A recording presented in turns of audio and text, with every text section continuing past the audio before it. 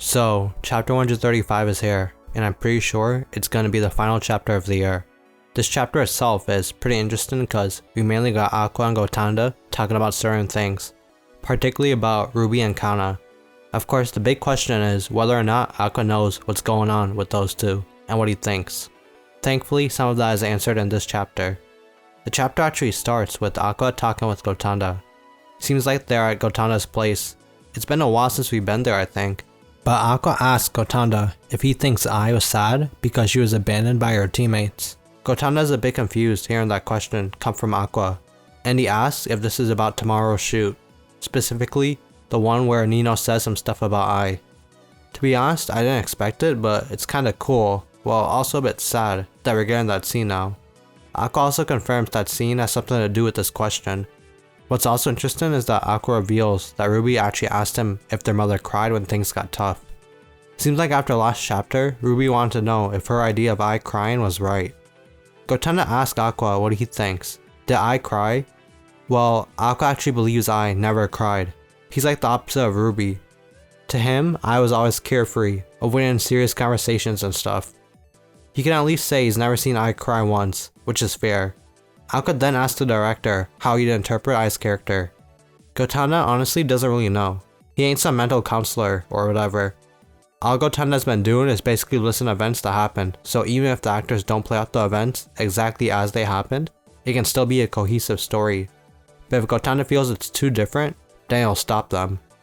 We do get a flashback of when Ai asked Gotanda to please film the real her, and looking back on it now, it was a challenge. He warned Ai that he'd stop filming right away if she kept up appearances and wasn't showing her true self. Gotanda believed Ai did try to show her true self, but in the end, unfortunately, he still felt like he couldn't quite capture the real her on camera. In a way, this movie is also like a form of revenge for him too. Of course, we get a little shot of Aqua and his dark Staringan when he says that. Aqua isn't the only one going for revenge with this movie. As for Gotanda, he's creating this movie with the intention of filming the real Ai. Ruby was cast because of that reason. If Ruby's acting is mid, this movie would be unbearable for him. However, if her acting is good, the movie will be a masterpiece. That's why he needs Ruby to push herself a bit, even if it's somewhat challenging for her. Aqua has a response when he hears that. It should go without saying, but he'd prefer if Ruby wasn't pushed too hard. And we see Aqua's dark expression, showing that he really means business. Gotanda realizes right there that scaring a siscon like Aqua is no joke. Especially now that he knows that's Serena, we can see that he's still very protective of her. When Gotanda says Ruby should be fine, Aqua's like, on what basis? And guess what? Gotanda says she should be fine because she has Kana by her side. He really has no idea. We then get shown some flashbacks of Kana as the director starts talking about her. As we know, in the past, Kana was pretty full of herself and a selfish actor. Kana devoted most of her life so far into acting and lived in a world where acting is everything. She looked at all the actors around her as potential enemies as well. Also, I really like the shot of Kana here. She looks so serious. Back then, Kana had no comrades or peers to share her feelings with. Plus, her parents were a bit off too, especially her mother, who cared more about Kana's career than Kana herself.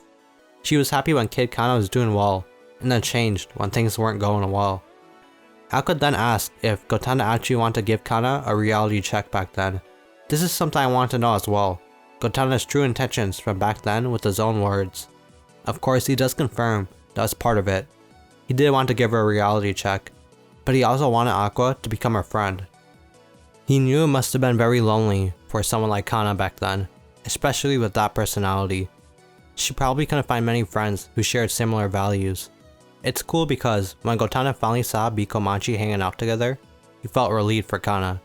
It made him really happy to see Kana enjoying herself with the others. It's good that she made friends. We also get a sweet shot here of Kana, Ruby, and I'm pretty sure that's Kid Memcha as well. Gotanda also smiles like a proud dad. Seems like Gotanda has always cared about Kana from the shadows. He's absolutely certain that no matter what, Kana will protect Ruby. After all, she's always wanted friends like that. But guess what, we literally see those two again, with Kana still ignoring Ruby and Ruby looking depressed. Of course, Gotanda can finally see something is going on between those two, and he's worried. Aqua can also tell something is up. Gotanda wonders if this is normal stuff that happens for girls their age, fighting and then eventually getting closer, which Gotanda seems to reference. and Aqua reminds him that's only in fiction. Technically this is fiction though, so maybe Gotanda is onto something. But in reality, Aqua says they'll just keep their distance, and essentially let their relationship die. Unfortunately, Gotanda is clearly freaking out now, and he even starts mentioning it to Aqua since Ruby is his sister, and how he's close to Kana, shouldn't he be worried too? Of course this is Aqua we're talking about here, and we see him lying back in his chair, watching and telling Gotanda not to look all flustered, and to keep his composure. He's the one who's supposed to be in charge here after all. In the next panel, we see both girls getting ready, with Aqua saying Ruby won't break so easily. Even if she falls, she'll turn everything around to benefit her.